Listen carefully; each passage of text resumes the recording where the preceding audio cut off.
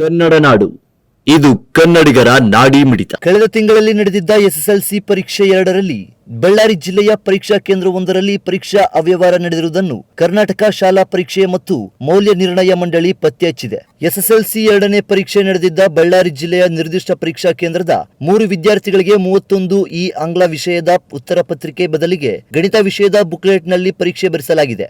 3 ಉತ್ತರ ಪತ್ರಿಕೆಗಳಲ್ಲಿ ಒಂದೇ ರೀತಿಯ ಉತ್ತರ, ಒಂದೇ ರೀತಿಯ ತಪ್ಪುಗಳು ಬರೆದಿದ್ದು, ಬೆಂಗಳೂರಿನ ಆರ್ವಿ ಬಾಲಕಿಯ ಪ್ರೌಢಶಾಲೆಯಲ್ಲಿ ಮೌಲ್ಯಮಾಪನ ನಡೆಯುವ ಸಂದರ್ಭದಲ್ಲಿ ಈ ವಿಷಯ ಬೆಳಕಿಗೆ ಬಂದಿದೆ. ಪರೀಕ್ಷಾ ಕೇಂದ್ರದಲ್ಲಿ ಅವ್ಯವಹಾರ ನಡೆದಿರುವುದು ಮೇಲ್ನೋಟಕ್ಕೆ ಕಂಡುಬಂದಿರುವುದರಿಂದ ನೋಟಿಸ್ನಲ್ಲಿ ಉಲ್ಲೇಖಿಸಲಾಗಿದೆ.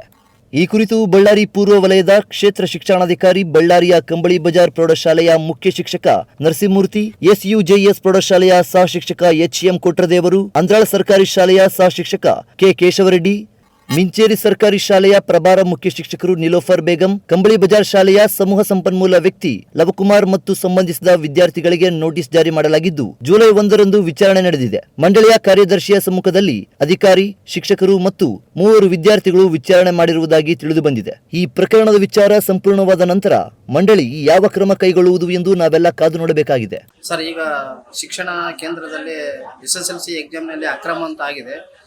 275 TT ಪರೀಕ್ಷಾ ಕೇಂದ್ರ ಬಳ್ಳಾರಿಯಲ್ಲಿ ಆಗಿದೆ. ಅದು ಏಪ್ರಿಲ್ 2ನೇ ಬಾರಿಗೆ SSLC ಎಕ್ಸಾಮ್ ಆಗುತ್ತೆ. ಮೇ 26, ಮೇ 31 ತನಕ ಈ ಎಕ್ಸಾಮ್ ನಡೆದಿರುತ್ತೆ. ಇದರಲ್ಲಿ 275 TT ಎಂಬ ಪರೀಕ್ಷಾ ಕೇಂದ್ರದಲ್ಲಿ ಅಕ್ರಮವಾಗಿ ಆಗಿರುತ್ತೆ. ಅಂದ್ರೆ ಆನ್ಸರ್ ಪತ್ರಿಕೆಯಲ್ಲಿ ಗಣಿತ ಮತ್ತು ಇಂಗ್ಲೀಷ್ ಅಂತಂದೇಳಿ ಒಂದೊಂದು ದಿನ ಒಂದೊಂದು ಎಕ್ಸಾಮಲ್ಲಿ ಒಂದೊಂದು ಕಲರ್ ಉತ್ತರ ಪತ್ರಿಕೆಯನ್ನು ಬರುತ್ತೆ.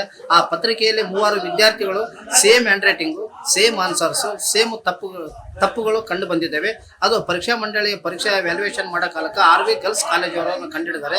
ಅದಕ್ಕೆ ಮತ್ತೆ ಅದನ್ನ ಪರೀಕ್ಷಾ ಮಂಡಳಿ ಕಳಿಸ್ಕೊಟ್ಟು ಮತ್ತೆ ವಿಚಾರಣೆಯನ್ನು ಅಟೆಂಡ್ ಮಾಡಿ ವಿಚಾರಣೆಯನ್ನು ಕೂಡ 1/7/2025ರಂದು ವಿಚಾರಣೆ ಆಗುತ್ತೆ.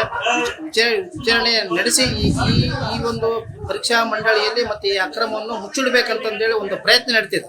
ಯಾಕಂದ್ರೆ ಪರೀಕ್ಷಾ ಮಂಡಳಿಯಲ್ಲಿ ಇಷ್ಟೆಲ್ಲ ಘಟನೆಗಳು ಆದರೂ ಒಂದು ದುರಂತ ಮಾಹಿತಿ ಏನಂದ್ರೆ, ಬಳ್ಳಾರಿ ಶಿಕ್ಷಣ ಕ್ಷೇತ್ರ ಶಿಕ್ಷಣಾಧಿಕಾರಿಗಳಿರ್ತಕ್ಕಂಥ DDP ಅವರಿಗೆ ಇದ್ರ ಬಗ್ಗೆ ಮಾಹಿತಿನೇ ಇಲ್ಲ. ಇದು ಶಿಕ್ಷಣ ಕ್ಷೇತ್ರದಲ್ಲಿ ಈ ತರ ಭ್ರಷ್ಟಾಚಾರ ಒಪ್ಪುವಂತದ್ದಕ್ಕಲ್ಲ. ಈಗ ಸದ್ಯಕ್ಕೆ ಈ ಒಂದು ಕೇಂದ್ರದಲ್ಲಿ 3 ವಿದ್ಯಾರ್ಥಿಗಳಿಗೆ ಮಾತ್ರ ಕಂಡು ಬಂದಿದೆ. ಇದರ ಸಮಗ್ರ ತನಿಖೆ ನಡೆದರೆ ಬಳ್ಳಾರಿ ಜಿಲ್ಲೆಯಲ್ಲಿ ಮತ್ತು ಇದು ಕರ್ನಾಟಕದಲ್ಲಿ ಎಷ್ಟು ಮಟ್ಟಿಗೆ ಇದರ ಭ್ರಷ್ಟಾಚಾರ ಮತ್ತು ಅಕ್ರಮವಾಗಿದೆ ಅಂತಂದೇಳಿ ಬಹಿರಂಗಕ್ಕೆ ಈಜಾಗುತ್ತೆ. ಇದೇನಿದ್ರು ಕೂಡ ಸಮಗ್ರವಾಗಿ ತನಿಖೆ ನಡೆಸಿ ತಪ್ಪಿತಸ್ಥರಿಗೆ ಸೂಕ್ತ ಕಾನೂನಿನಲ್ಲಿ ಕ್ರಮ ಕೈಗೊಳ್ಳಬೇಕು. ಅದೇನ ಸರಿಪಡಿಸದಲ್ಲಿ ನಾವು ಮುಂದಿನ ದಿನಗಳಲ್ಲಿ ಹೋರಾಟವನ್ನು ಹಮ್ಮಿಕೊಳ್ತೀವಿ ಅಂತ ಹೇಳಕ್ ಇಷ್ಟಪಡ್ತೀನಿ ಸರ್. ಸಿದ್ದೇಶ್ ಉಳ್ಳೂರ್, ಸಾಮಾಜಿಕ ಹೋರಾಟಗಾರ. ನೀವಿನ್ನು ಕನ್ನಡ ನಾಡು ವಾಹಿನಿಯನ್ನ ಸಬ್ಸ್ಕ್ರೈಬ್ ಮಾಡಿಕೊಂಡಿಲ್ವಾ? ಹಾಗಾದರೆ ಈಗಲೇ ಸಬ್ಸ್ಕ್ರೈಬ್ ಮಾಡಿ, ಪಕ್ಕದಲ್ಲಿ ಕಾಣುವ ಬೆಲ್ ಐಕನ್ ಕ್ಲಿಕ್ ಮಾಡಿ ನೋಟಿಫಿಕೇಶನ್ ಪಡೆಯಿರಿ.